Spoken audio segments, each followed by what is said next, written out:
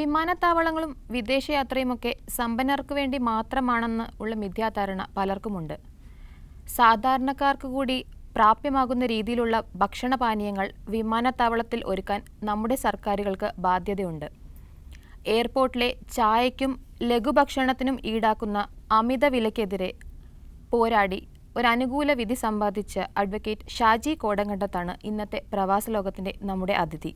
സ്വാഗതം സർ. ഷാജി, ഇത് എങ്ങനെ കിട്ടി? ഇത് 2019 ഇതിൻ്റെ ആസ്പദമായ സംഭവം ഉണ്ടാവുന്നത്. ഞാൻ ഡൽഹിക്ക് പോണ സമയത്ത് പേഴ്സ് ചെക്കിനിലിട്ടു.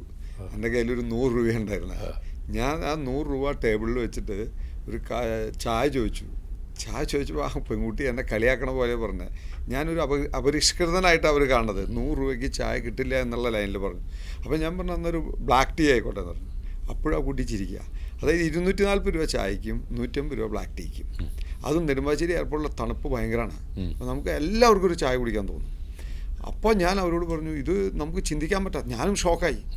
ഒരു ആവറേജ് ഇന്ത്യക്കാരൻ്റെ ഒരു ദിവസത്തെ വരുമാനം 230 രൂപ. അപ്പോൾ ഞാൻ പറഞ്ഞു ഇത് ശരിയല്ല എന്ന് പറഞ്ഞു. അത് കഴിഞ്ഞ് ഞാൻ ഡൽഹി തിരിച്ചു വന്നിട്ട് ഞാൻ പ്രധാനമന്ത്രിക്ക് ഒരു കത്തയച്ചു. അപ്പോൾ എനിക്ക് ഒരിക്കലും പ്രതീക്ഷയില്ല കത്തിന് മറുപടി വരുമോ പോലും ഞാൻ പ്രതീക്ഷിച്ചില്ല. പക്ഷേ 2020 ആയപ്പോഴേക്കും അതുമ്മ നെടുമ്പാശ്ശേരി എയർപോർട്ടിനോട് ഇവർ ചോദിച്ചു. അവർ എക്സ്പ്ലനേഷൻ ചോദിച്ചു. അപ്പോൾ കുറേ വെച്ച് നെടുമ്പാശ്ശേരി എയർപോർട്ട് പ്രധാനമന്ത്രിക്ക് അവർക്ക് മറുപടി കൊടുത്തു. ഓഫീസിലേക്ക് മറുപടി കൊടുത്തു.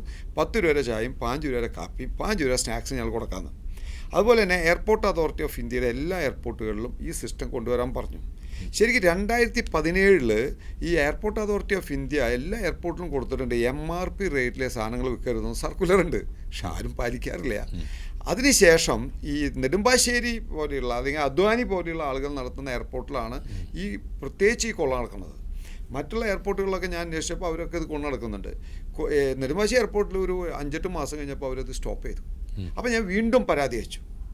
അത് കഴിഞ്ഞ് ആ പരാതിയുമ്പോൾ വീണ്ടും ആക്ഷൻ ഇല്ലാണ്ടായപ്പോൾ ഞാൻ സുപ്രീം കോടതിയെ സമീപിച്ചു. അപ്പോൾ സുപ്രീം കോടതി വാക്കാലം നിർദ്ദേശിച്ചു ഇത് എയർപോർട്ട് ഓഫ് അതോറിറ്റി എന്റെയും സർക്കാരുമാണ് ഇതിൽ ഇടപെടേണ്ടത് എന്ന് പറഞ്ഞിട്ട് ആ OP ക്ലോസ് ചെയ്തു. അതിനുശേഷം ഈ 2022 ഞാൻ വീണ്ടും പരാതി കൊടുത്തു. ഇത് എന്താണ് ഈ ഷോപ്പ് പെട്ടെന്ന് അവസാനിപ്പിക്കണം എങ്ങനെയാണെന്ന് വെച്ചാൽ ഒരു 6-7 മാസം ഇത് നടത്തും. അപ്പോഴേക്ക് 240 രൂപയ്ക്ക് ചായ കൊടുക്കുന്ന വലിയ ലോബിയാണ്. അവരുടെ സമ്മർദ്ദത്തിൽ ഇത് അവസാനിപ്പിക്കും. അപ്പോൾ ആദ്യം ഡിപ്പാർച്ചർ ലോഞ്ചിൽ വെച്ചു, പിന്നെ അതെടുത്ത് പുറത്തേക്ക് വെച്ചു, പിന്നെ അത് ക്ലോസ് ചെയ്തു. 22 പരാതിയുമ്പോൾ ഇവർ പറഞ്ഞു, നെടുമ്പാശ്ശേരിക്കാർ പറഞ്ഞു നമുക്ക് 10 രൂപയ്ക്ക് ചായ കൊടുക്കാൻ പറ്റില്ല, ഉള്ളിൽ 50 രൂപയ്ക്കും പുറത്ത് 30 രൂപയ്ക്കും കൊടുക്കാമെന്ന് പറഞ്ഞിട്ട് അവർ വീണ്ടും മറുപടി കൊടുത്തു. അപ്പം ഞാൻ പറഞ്ഞു ഇത് ശരിയല്ല, ഇതിനൊരു സിസ്റ്റം ഉണ്ടാക്കണം എന്ന് പറഞ്ഞിട്ട് ഞാൻ 2023 അവസാനം വീണ്ടും പ്രധാനമന്ത്രിക്ക് അപേക്ഷ കൊടുത്തു. അങ്ങനെ നിരന്തരം പരാതികളും നിരന്തരമായ ഇടപെടലുകളുമാണ്.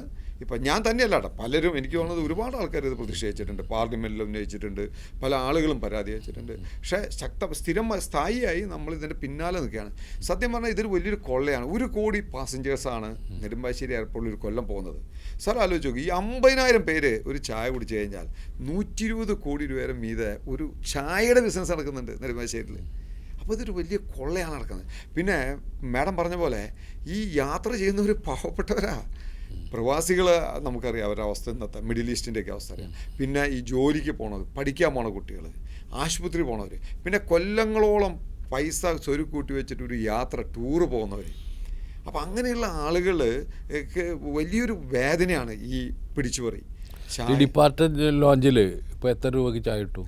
ഇപ്പോൾ ഞാൻ കുറച്ച് ഒരു വർഷമായി പോയിട്ട് അത് ചോദിക്കാം. ഇപ്പോൾ ഈ ഉഡാൻ കഫേ കൊണ്ടുവന്നു കഴിഞ്ഞാൽ എല്ലാ എയർപോർട്ടിലും സ്ഥിരമായി ഒരു സംവിധാനം ഉണ്ടാവും. എത്ര രൂപ? 10 രൂപ ചായ, 20 രൂപ കോഫി, 20 രൂപ സ്നാക്സ്.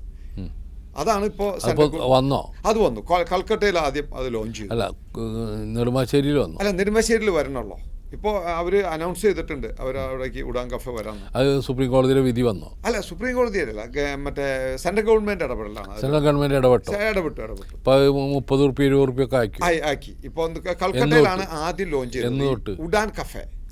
എന്ന് തൊട്ടാണ് അതിപ്പോൾ ഒരാഴ്ചയായി നമ്മുടെ കൽക്കട്ടയിൽ ആദ്യത്തെ ഇത് ലോഞ്ച് ചെയ്തത്. നെടുമ്പാശ്ശേരിയിൽ എന്നാവും? നെടുമ്പാശ്ശേരിയിൽ ഇമ്മീഡിയറ്റ് ആയിട്ട് ആവുമെന്നാണ് അവർ പറഞ്ഞത്. നെടുമ്പാശ്ശേരിയിൽ സിസ്റ്റം ഉണ്ടായതാ. ഈ പരാതിയുമേ അവരിത് കൊടുത്തായിരുന്ന. നമ്മൾ ഇന്റർവ്യൂ ചെയ്തിട്ട് അവിടെ ഞാളി ചെല്ലുമ്പോൾ ചായ ഇട്ടാതാവോ? അല്ല, അത് നെടുമ്പാശ്ശേരി അവരെ സംബന്ധിച്ചിടത്തോളം അവർ നടപ്പിലാക്കിയേ പറ്റൂ. അവർ ആദ്യത്തെ ഇതിൽ അവർ കൊടുത്ത മറുപടിയിൽ ഈ 10 രൂപയുടെയും ചായയും 15 രൂപയുടെ കോഫിയും കൊടുക്കാമെന്ന് പറഞ്ഞാൽ അത് സ്റ്റാർട്ട് ചെയ്തതാ. അതവർ നിർത്താണ് ഒരു 6-7 മാസം കഴിയുമ്പോൾ. അതായത് ഈ വലിയ ലോബിയുടെ സമ്മർദ്ദത്തിലാണ് നെടുമ്പാശ്ശേരി നിർത്തണേ. അല്ല, ഇത് ദീർഘകാലമായിട്ടുള്ള, ഞാനൊക്കെ എത്രയോ കാലം മുമ്പ് തന്നെ പോകുമ്പോൾ ഇതിപ്പോൾ ഈ ഉദാരവൽക്കരണത്തിനൊക്കെ ഭാഗമായിട്ട് ഇന്ത്യയിൽ കൊണ്ടുവന്ന ഒരു പരിപാടിയാണിത്. ഈ ചായക്കൊക്കെ ഇത്ര വില മുമ്പും ഉണ്ടായിരുന്നു, ചായക്ക് വില കൊണ്ട്, പക്ഷെ ഇത്രയും ഭീമമായ എമൗണ്ട് വരുന്നത് ഉദാരവൽക്കരണത്തിന് ശേഷമാണ്. അതായത് ബ്രാൻഡഡ് സംസ്കാരം കൊണ്ടുവരാം. ഇപ്പോൾ എനിക്ക് തോന്നുന്നു UPA ഗവൺമെൻറ് ഒരു ഭാഗമായിട്ട് നിൽക്കുന്ന, അല്ലെങ്കിൽ ആ മൂവ്മെൻറ്റുമായിട്ട് നിൽക്കുന്ന ഒരാളാണ് ഷാജി. അപ്പോൾ ഇത് അവരാണിത് കൊണ്ടുവന്നത് യഥാർത്ഥത്തിൽ.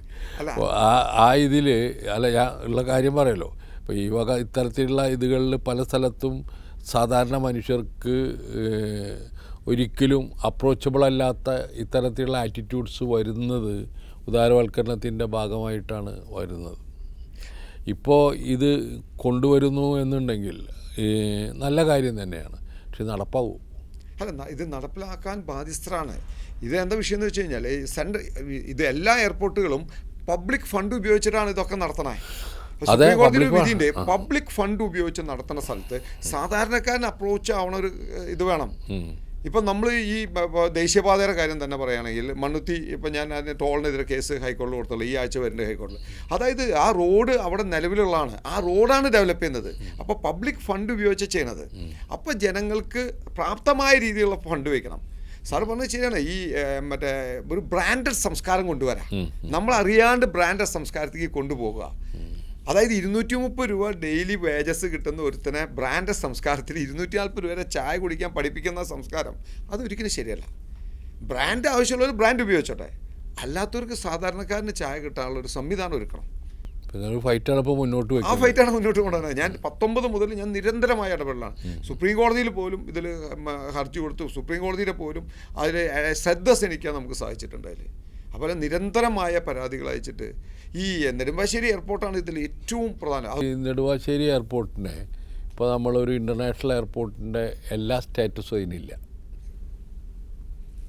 അതായത് ബാംഗ്ലൂരിനോ അല്ലെങ്കിൽ ചെന്നൈക്കോ, ബാംഗ്ലൂരിന് ഇപ്പോൾ അടുത്ത് കിട്ടിയതാണ്, ബോംബെക്കോ കൽക്കത്തയ്ക്കോ ഡൽഹിക്കോ ഉള്ള ഒരു സ്റ്റാറ്റസ് ഇല്ല. അതിനെ ഒക്കെ തന്നെ വരുന്ന, അതിനെ മറികടക്കുന്ന തരത്തിലുള്ള പാസഞ്ചേഴ്സ് ഉണ്ട്. അപ്പോൾ അങ്ങനെ പാസഞ്ചേഴ്സ് ഉള്ള ഒരു എയർപോർട്ടിനെ എന്തുകൊണ്ട് അപ്ഗ്രേഡ് ചെയ്തിട്ട് എല്ലാ ലോകത്തിൻ്റെ എല്ലാ ഭാഗത്തു നിന്നുള്ള ഫ്ലൈറ്റ്സ് വരുന്ന ഓപ്പറേറ്റ് ചെയ്യാൻ പറ്റുന്ന ഒരു ഇതിലേക്ക്, അതിനെന്താ പറയുക, ഒരു വാക്കുണ്ട്, പ്രത്യേകമായിട്ടുള്ളൊരു വാക്കുണ്ട്, അതായത് ഇൻ്റർനാഷണൽ ഹബ്ബാക്കി. അതായത് ഇപ്പോൾ ചെന്നൈക്കും ബോംബെക്കും ഒക്കെ ഉള്ള സ്ഥാനം നമ്മളുടെ നെടുമ്പാശ്ശേരി കൊച്ചിൻ എയർപോർട്ടിന് ഉണ്ടാകേണ്ടിയിരിക്കുന്നു. തീർച്ചയായിട്ടും ആ ഒരു ഫൈറ്റ് നമുക്ക് ഏറ്റെടുത്തൂടെ? തീർച്ചയായിട്ടും അങ്ങനെ വരാണെങ്കിൽ കേരളത്തിന്റെ ടൂറിസം മേഖല, അതായത് ഇപ്പോൾ ഉദാഹരണമായിട്ട് യൂറോപ്പിലേക്കൊന്നും ഡയറക്റ്റ് ഫ്ലൈറ്റ് ഇല്ല, ഇപ്പോൾ ലണ്ടനിലേക്ക് മാത്രമേ ഉള്ളൂ, പല സ്ഥലത്തേക്കും ഇല്ല. അപ്പോൾ നമ്മൾ മലയാളി ലോകത്തിൻ്റെ എല്ലാ ഭാഗത്തുണ്ട്, സ്റ്റേറ്റ്സിലേക്കൊന്നും ഇവിടുന്ന് ഡയറക്റ്റ് ഫ്ലൈറ്റ് ഇല്ല. അപ്പോൾ അത്തരത്തിലുള്ള ഡയറക്റ്റ് ഫ്ലൈറ്റ് ഇപ്പോൾ ബാംഗ്ലൂരിൽ നിന്നുണ്ട്, ചെന്നൈ, ലണ്ടനിലേക്ക് ആഴ്ചയിൽ ഫ്ലൈറ്റ്, അത്രേ ഉള്ളൂ. പിന്നെ ഗൾഫ് മേഖലകളിലേക്കാണ് ഉള്ളത്. അപ്പോൾ ഇത്തരത്തിലുള്ള ഒരു ഇൻ്റർനാഷണൽ ഹബ്ബായിട്ട് ഈ എയർപോർട്ടിനെ മാറ്റാൻ എന്താണ് തടസ്സം? ഇത് കേരളത്തിന് മാത്രമാണ് ഇത്തരത്തിലുള്ള വിവേചനപരമായിട്ടുള്ളത്. കേരളത്തിനോടുള്ള വിവേചനം ഒരു സംശയമില്ല. അപ്പോൾ ഷാജിക്ക് ഇതൊരു സുപ്രീം കോടതിയിൽ, അതായത് ഈ കണക്ക് വെച്ചിട്ട്, അതായത് ബോംബെ എയർപോർട്ടിൽ വരുന്ന പാസഞ്ചേഴ്സ്, ബാംഗ്ലൂർ വരുന്ന പാസഞ്ചേഴ്സ്, ചെന്നൈയിൽ വരുന്നത്, കൽക്കത്തയിൽ വരുന്നത്, ഡൽഹിയിൽ വരുന്നതും കൊച്ചിയിൽ വരുന്നതിലും എടുത്തു കൊടുക്കുക, ഏതാണ്ട് വലിയ വ്യത്യാസം ഉണ്ടാവില്ല. അപ്പോൾ അത്തരത്തിലുള്ള ഒരു വലിയ എയർപോർട്ടിന് എന്തുകൊണ്ടാണ് ഇവരും, ഇത് ബോംബെ ലോബിയാണ്, അതിൽ നേരത്തെ ചായയുടെ ലോബി പറഞ്ഞ പോലെ ഒരു തന്നെ ഇത് തടുത്തു നിർത്തുന്നതും ഈ ലോബി തന്നെയാണ്. അല്ല, ഇപ്പം നമ്മളെ സംബന്ധിച്ച് ബോംബെ ലോബി ആയിരുന്നു നമ്മളെ എല്ലാ എയർപോർട്ടുകൾക്കും എതിരായിട്ട്. കണ്ണൂർ എയർപോർട്ടിനും അവർ തന്നെയാണ് എതിരായിട്ട്. കണ്ണൂർ എയർപോർട്ടൊക്കെ വലിയ സാധ്യത ഉള്ളതാണ്. എവിടേക്ക് വിമാനങ്ങളെ അയക്കാൻ ഒരു സന്നദ്ധരാകുന്നില്ല, ഇതേ കൊടുക്കുന്നില്ല. അപ്പോൾ കേരളത്തിലെ എയർപോർട്ടുകളെ ഞെക്കിക്കൊല്ലുക എന്നുള്ള ഒരു നിലപാടാണ് അവർ. അതെങ്ങനെ ഞെക്കിക്കൊന്നാലും അവർക്ക് ബിസിനസ് കിട്ടില്ല, വെറുതെയാണ് അവർ. ഈ ആളുകളെ ബുദ്ധിമുട്ടിക്കുക അല്ലാതെ വേറെ ഒന്നുമില്ല. അപ്പോൾ ഇൻ്റർണലായിട്ടുള്ള ഫ്ലൈറ്റ്സ് പോലും ഡയറക്റ്റ് ഫ്ലൈറ്റ്സ് പലതും ഇല്ല. സാർ പറഞ്ഞാൽ ശരിയാ. ഈ ഹബ്ബാക്കി കഴിഞ്ഞാൽ ഇപ്പോൾ ഈ ഓസ്ട്രേലിയ, മറ്റേ സിംഗപ്പൂർ, ശ്രീലങ്ക, അവിടേക്ക് പോകാനുള്ള ഒരു സിംഗപ്പൂർക്ക്, മലേഷ്യക്ക് ഉണ്ടോ സംശയം? മലേഷ്യക്കുണ്ട്. ഓസ്ട്രേലിയക്കൊന്നുമില്ല. ഓസ്ട്രേലിയയിലേക്കൊന്നുമില്ല. നമ്മൾ ഒന്നെങ്കിൽ പോയി ദുബായിൽ ചെന്നിറങ്ങണം, അല്ലെങ്കിൽ അബുദാബിയിൽ ചെന്നിറങ്ങണം, അല്ലെങ്കിൽ സിംഗപ്പൂരിൽ ചെന്നിറങ്ങണം. അതന്നെ, സിംഗപ്പൂർ ഇറങ്ങിയിട്ടാണ് കണക്ഷൻ ഫ്ലൈറ്റ് കിട്ടണേ. ആ ഒരു ഹബ്ബായിട്ട്, ഇന്റർനാഷണൽ ഹബ്ബായിട്ട് നെടുമ്പാശ്ശേരി വളർന്നു മാറുക എന്നുള്ളതാണ്. വലിയ ടൂറിസം പ്രൊമോഷൻ ഉണ്ടാവും. ടൂറിസം മാത്രമല്ല, നമ്മളുടെ ഈ ഒരുപാട് എംപ്ലോയീസ് അമേരിക്കയിലും USA എത്ര മലയാളികളുണ്ട്, യൂറോപ്യൻ രാജ്യങ്ങളിൽ എത്ര മലയാളികളുണ്ട്. അവർക്ക് പോകാനുള്ള ഇതൊരു ഇൻ്റർനാഷണൽ ആളാകുമ്പോഴാണ് എല്ലാവരും വരിക. അല്ലെങ്കിൽ ഇപ്പോൾ ദോഹയിൽ പോയിട്ട്, അല്ലെങ്കിൽ ദുബായിൽ പോയിട്ട്, അല്ലെങ്കിൽ സിംഗപ്പൂർ പോയിട്ട്, ഇങ്ങനെയാണ് ഇപ്പോൾ നമ്മൾ എൻറൂട്ട് ചെയ്യുന്നത്. ഇവർക്കൊരു ഗുണവും ഇല്ല. അതുകൊണ്ട് ബോംബെ ലോബിക്ക് അതുകൊണ്ട് ഒരു ഗുണമില്ല. എയർലൈൻസിന്റെ കൊള്ള നിൽക്കും, നിൽക്കുകയും ചെയ്യും. സോവിയറ്റൻ പൈസ കൊടുക്കണത് നിൽക്കും, പ്രവാസികളെ കൊള്ളടിക്കുക. അത് ശരി, അത് ശരി. വലിയ പൈസയല്ല അവർ വാങ്ങുന്നത്. അപ്പം അതിൻ്റെതായിട്ട് കോടതിയിലൊന്ന് പോകാൻ പറ്റുന്നുണ്ടെങ്കിൽ ഒന്ന് പോകാൻ നല്ലതായിരിക്കും എന്ന് എനിക്ക് തോന്നുന്നു. നമ്മൾ ഈ ഒരു മീഡിയ ഉപയോഗിച്ചിട്ടൊക്കെ സ്ഥിരമായിട്ട് പറയുന്നതാണ്. അതാണ് കാര്യമായിട്ട് തോന്നുന്നത്. എന്തായാലും ഇത്തരത്തിലുള്ള പരിപാടി ചെയ്തത് നന്നായി. വക്കീൽ പണിയിലൊപ്പം കൂടി ഇത്തരം പ്രവർത്തനങ്ങൾ കൂടി ഏറ്റെടുക്കുക. ഒരുപാട് കാര്യങ്ങളുണ്ടായില്ലേ. ആയിക്കോട്ടെ, നമുക്ക് കണ്ടു. ദേശീയപാതയുടെ ടോളിനെതിരെ കേസുണ്ട്.